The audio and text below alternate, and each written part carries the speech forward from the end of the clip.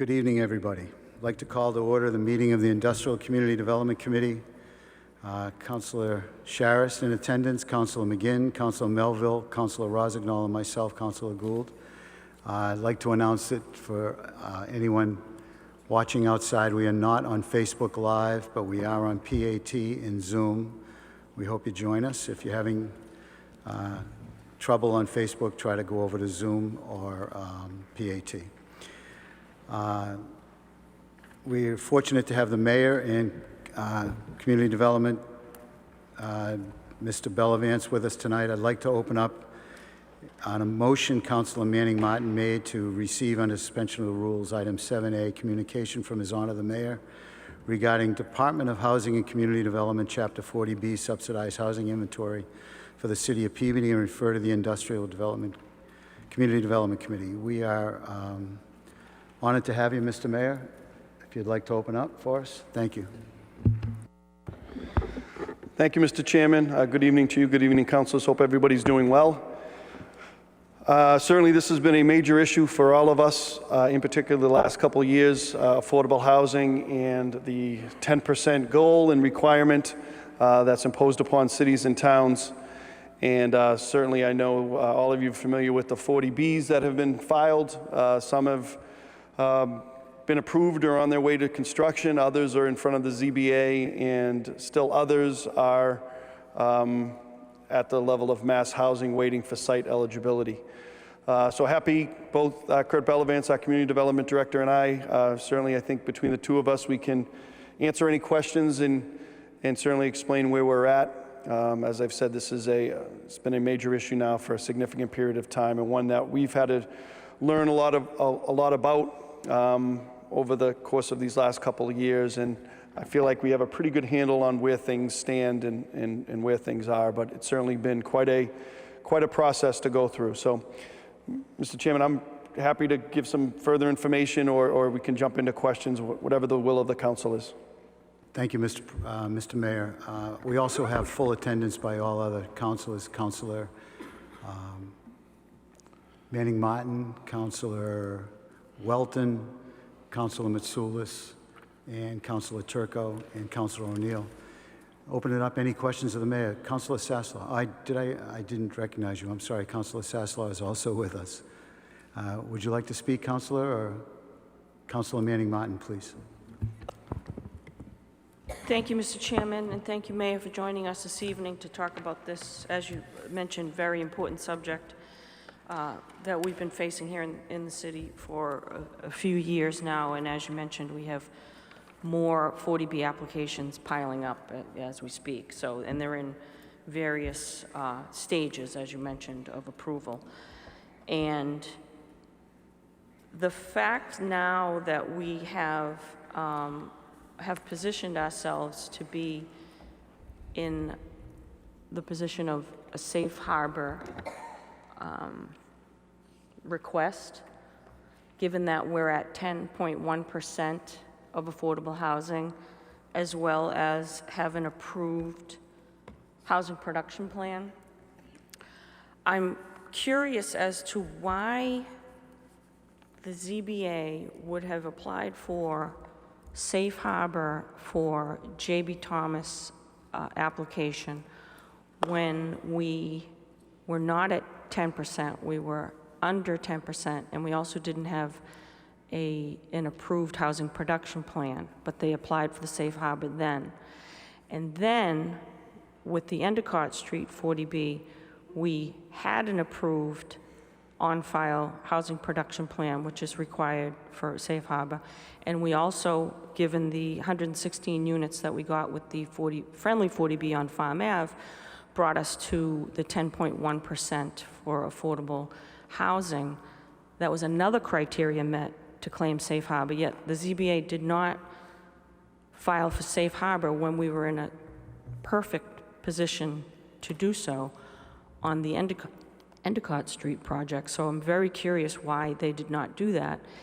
And given that fact, with, as you mentioned, the many more 40Bs that we have coming at us, why wouldn't the ZBA have positioned the city to be in safe harbor status so that we could use that for all these incoming 40B applications. I'm really at a loss why they did not take that action to put us in a position that we would have control over these developments, which is the sole purpose for the housing production plan and a city positioning themselves to get safe harbor status. And I know that you know all this because you and I have spoken over the past year several times about this, and that you and I both reached out to the ZBA expressing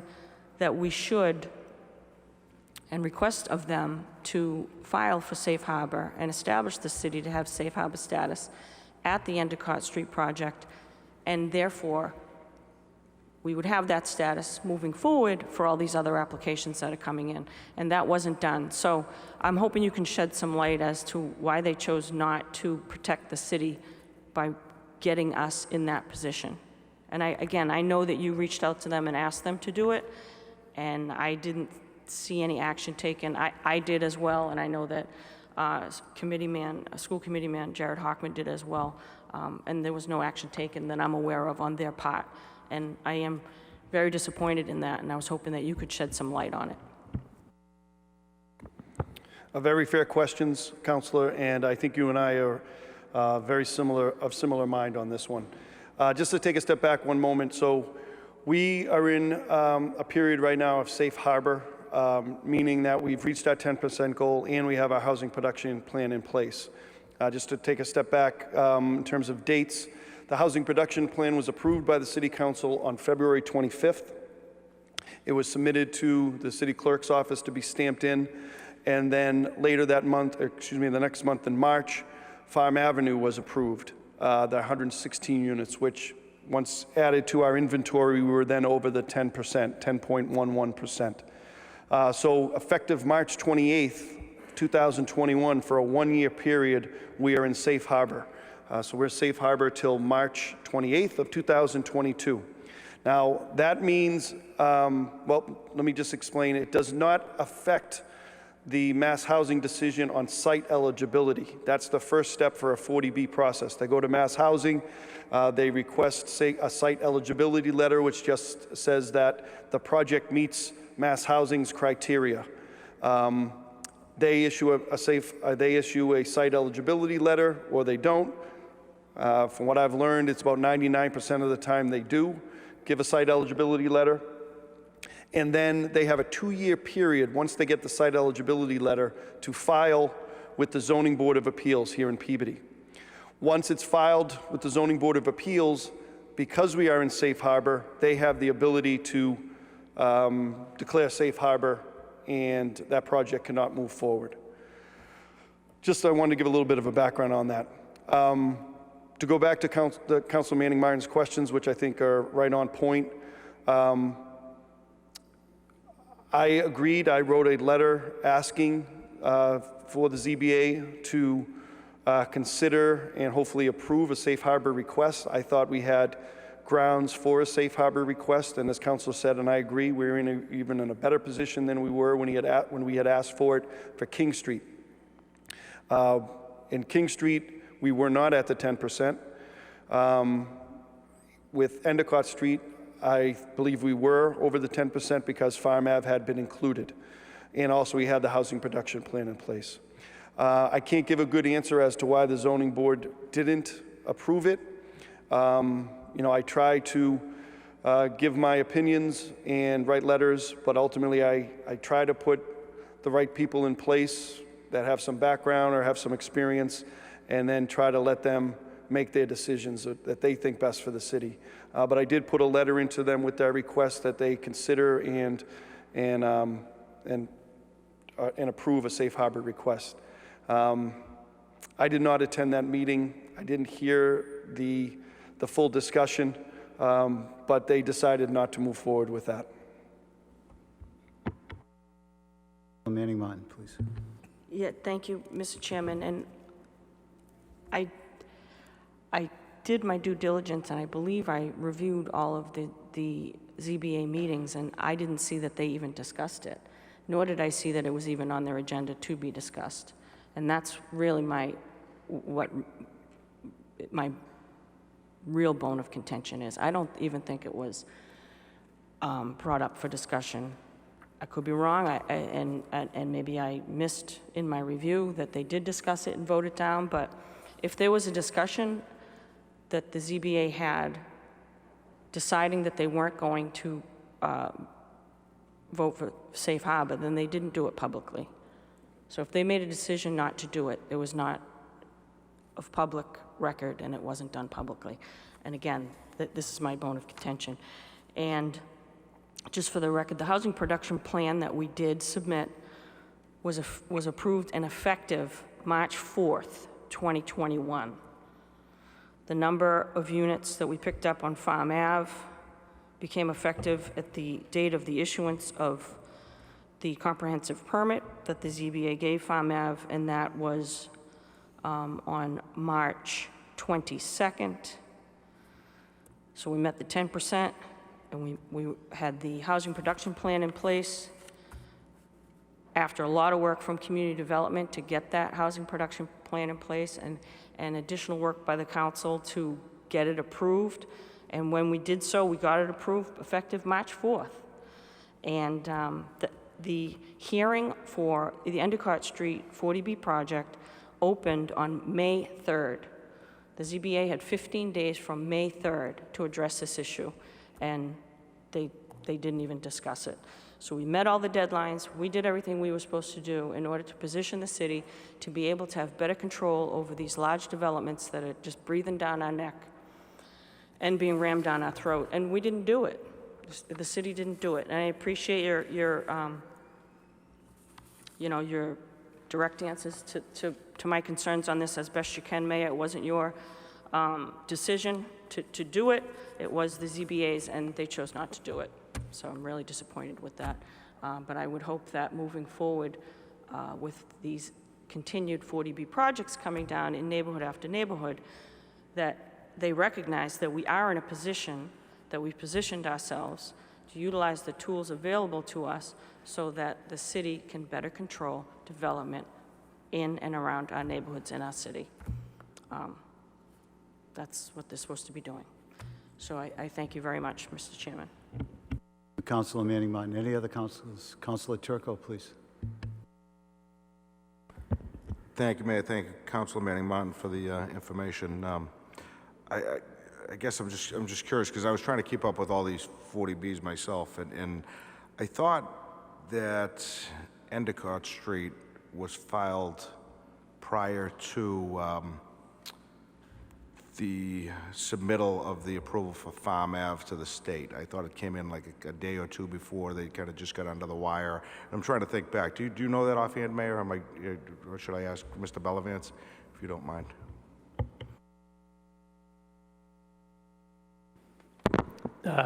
Excuse me. Good evening, Kurt Bellavance, Community Development Director.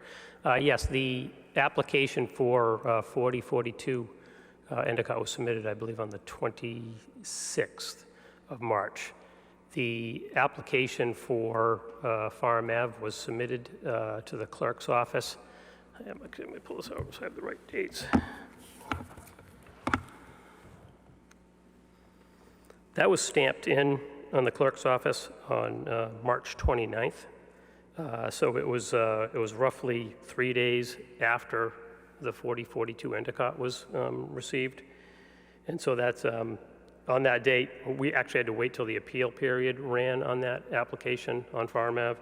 Once that appeal ended on the 21st, we submitted that to the state and asked for safe harbor on April 22nd. And then they got back to us May 7th, said we were in safe harbor status. And they went back to the date of when it was stamped in the clerk's office, which was March 29th. So we have that safe harbor from March 29th of 2021 to March 28th of 2022. Point of order. That document was effective March 4th by the state.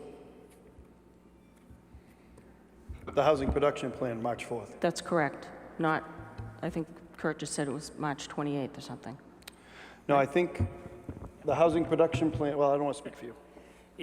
Correct. The housing production plan was in place with the state on March 4th, but that doesn't give a safe harbor. That just kind of puts us in place so we can request safe harbor. Yes, I understand that. We were in position to request safe harbor, and the date was March 4th, that it was its effective date, and we didn't do it. That's my point. So I guess, did you have a discussion with the ZBA, Kurt? We didn't get safe harbor on March 4th.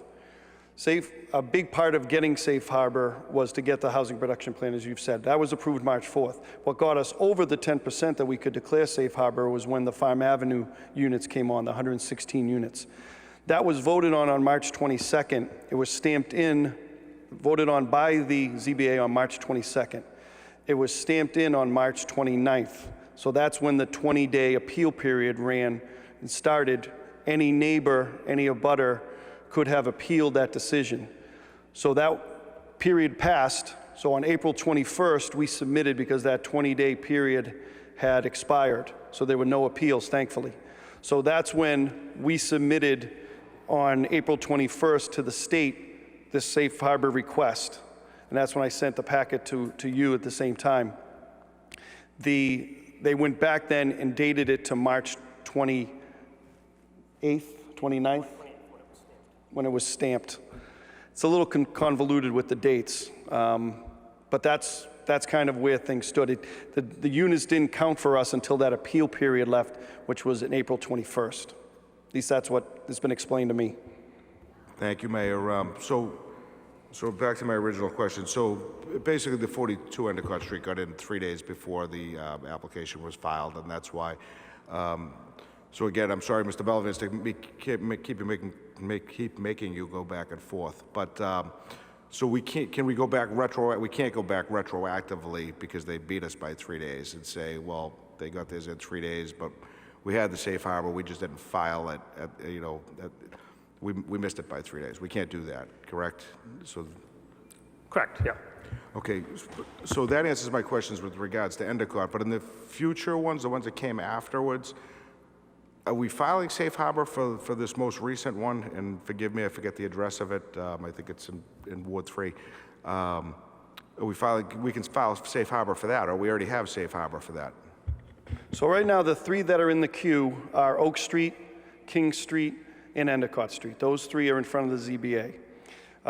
We've been served with requests for Newberry Street. That is, site eligibility has been requested from Mass Housing. We're waiting for their decision. The new one that just came forward was 39 Wallace Street. They filed with Mass Housing. They gave a response date or a comment period to July 21st for us. We did get that extended 30 days till August 21st to give our comments. Once we submit any comments we have, whether they're support or concerns or opposition or whatever the case may be, then Mass Housing will make the decision. We can't ask for safe harbor now.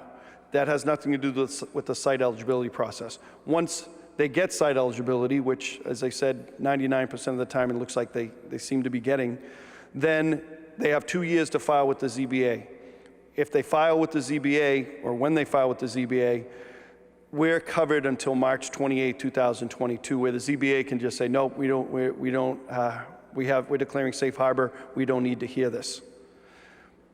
So that's why it won't come up until they file, if and when they file with the ZBA. That's when safe harbor is declared.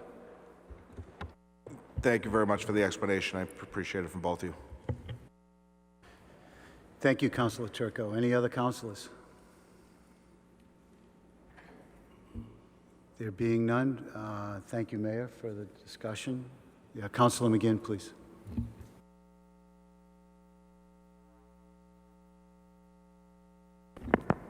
Thank you, Mr. Chairman. A question for Mr. Bellavance. Mr. Chairman, through you to Mr. Bellavance. We had a development at 41 Cross Street that was part of the relatively new overlay zone that had a 20% requirement. I don't see that anywhere in the documentation of the SHI. How many units do we have on the SHI for that particular development? I don't know offhand, but I think it was about 3, I think, counted for that. If they're not on the subsidized housing inventory, we're working on getting those put on. I asked because I didn't see them in here, and I didn't see them when we did the housing production plan. We had categories of, what was recently added, what's in the queue, and they didn't fall into any of those categories. So I just want to make sure those haven't somehow slipped through the cracks. As we know, where it's a kind of a game of inches here so these smaller numbers matter a lot. Right, and we're just waiting for a signed deed restriction for that, and then once we get that, we'll submit it, and then we should be all set with the subsidized housing list. So you're telling me specifically on these, these are in the queue? Okay, thank you very much, Mr. Belvins. Thank you, Councilor McGinn. Any other councilors? All right, there being no further questions, we're going to move on to item B, please. This was a motion by Councilor Manning Martin to refer to the Industrial Community Development Committee to review our zoning language with respect to outdoor dining so that we can take a look at what areas are working well and what areas may need to be tweaked. That was voted on unanimously by the body. Mr. Mayor, would you like to inform us about outdoor dining, please? Yes, that'd be great, and I want to thank Councilor Manning Martin for bringing this forward. This has been another topic that has been frequently discussed, I know, among all of us and across the city. I have been a huge fan of the outdoor dining in our city, and I know from a number of restaurants and eateries that the outdoor dining has been of great assistance to them during the difficult times because of the COVID pandemic. So successful in some instances that they are looking to maybe make it a part of their permanent operation. I am all for that.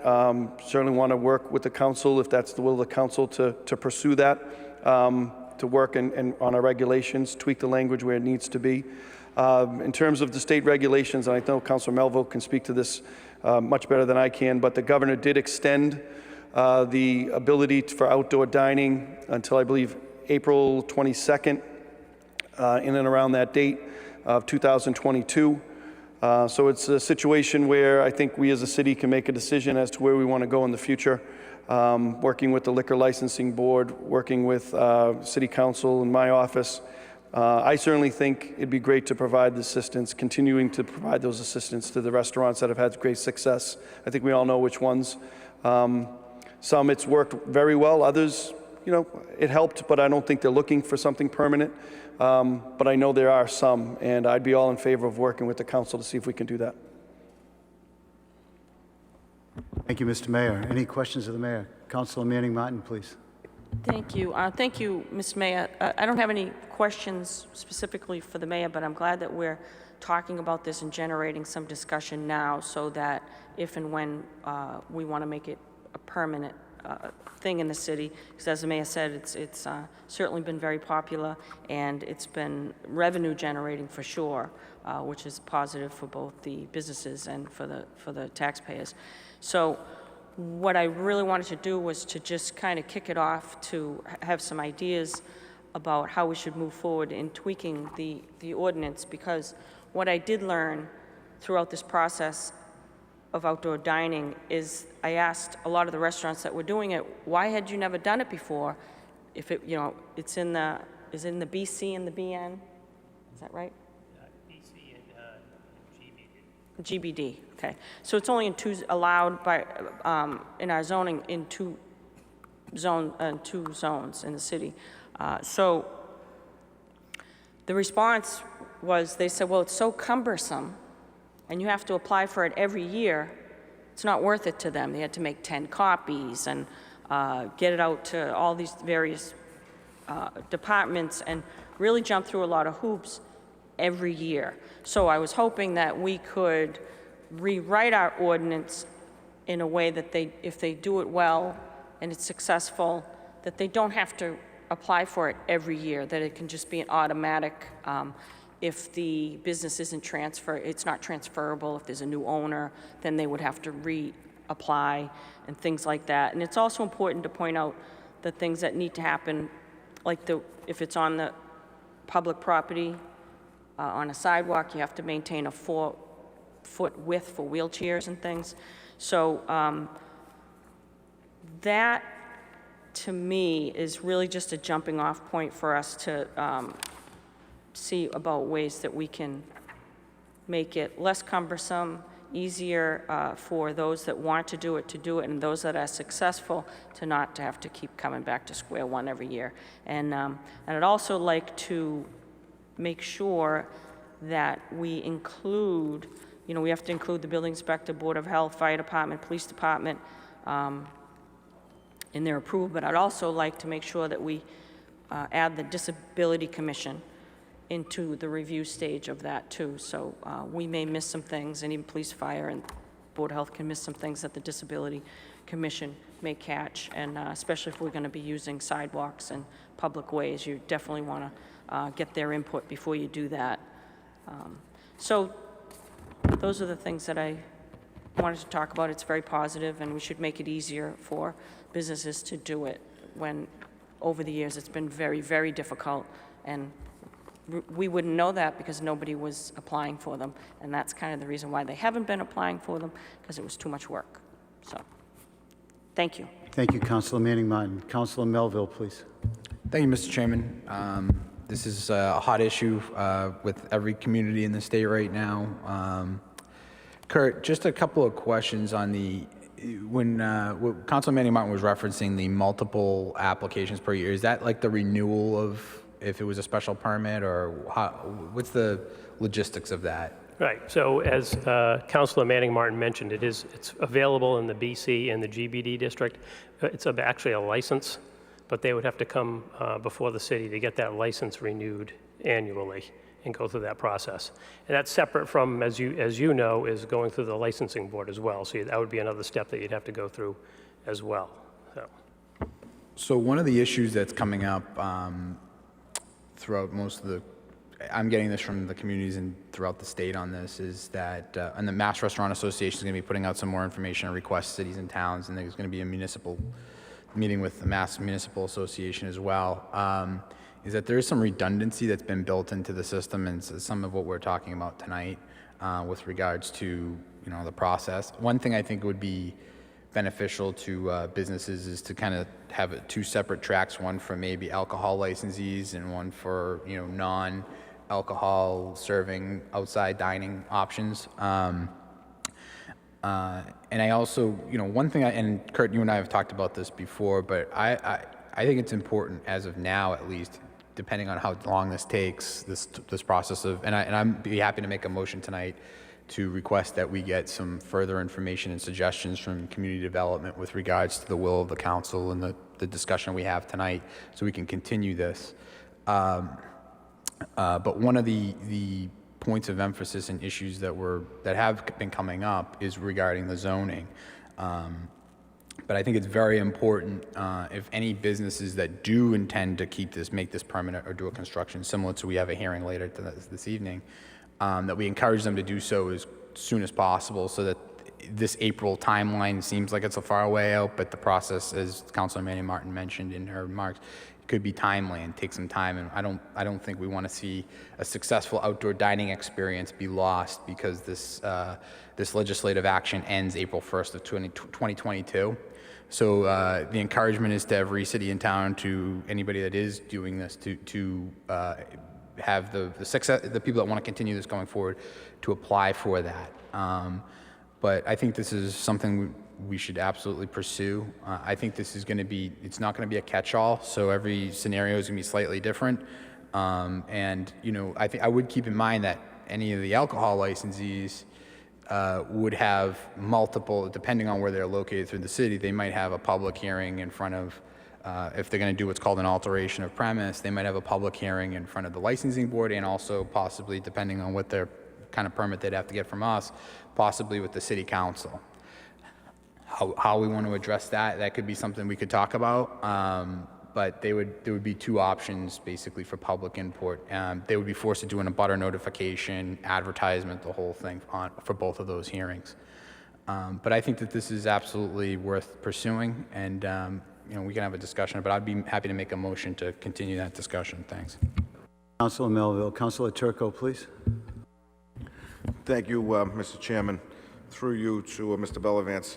I would have called you on the phone and asked you this question if I had noticed it before about 5 minutes ago, but I'm looking at in the zoning, item D, and Council Melville just touched on it a little bit. The last sentence is the serving or consumption of alcohol outside of premises duly licensed to serve alcohol is expressly prohibited unless approved by the City Council. So I'm just confused by that. So they can get, so does the legislation cover them to do both, to serve alcohol? And because I've never approved any outdoor alcohol use, even before the pandemic. Correct.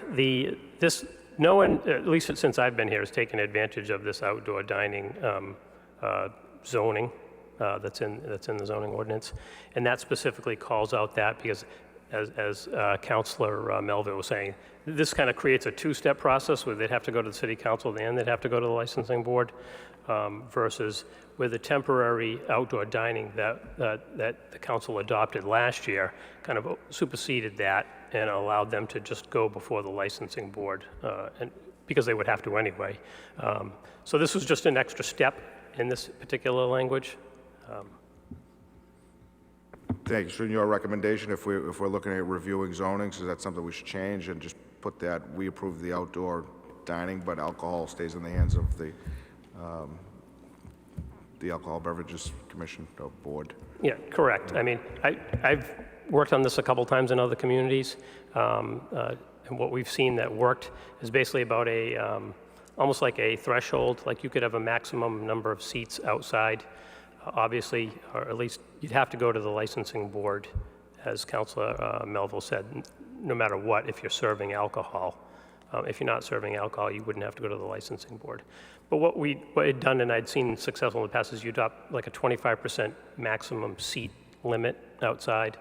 And basically what we do is we looked at the safety factors, making sure that the seats were safe, making sure they were fenced off. The health wanted pest management control in place. So the same things that we did for the outdoor, the temporary outdoor dining, we would do for this. And I would definitely see looking at that and modifying this to bring something that would work for all the restaurants in the city and not just the BC and GBD district. Thank you very much. Thank you, Mr. Chairman. Thank you, Councilor Turco. Any other councilors before I go back to Councilor Melville? Councilor Melville, please. Thank you very much, Mr. Chairman. I'd make a motion to request that the Community Development Office review outdoor dining and report back to the council on any updates, on any possible updates to zoning or the application process. So moved. You heard the motion by Councilor Melville. Any comments on the motion? There being none, roll call, please. Councilors Charist, Yes. McGinn, Yes. Rossignol, Yes. Melville, Yes. Gould. Yes. Motion carries 5-0. Any other comments by councilors? I'll take a motion to adjourn. Moved. We are adjourned. Thank you. Thank you, Mr. Mayor. Thank you, Mr. Bellavance.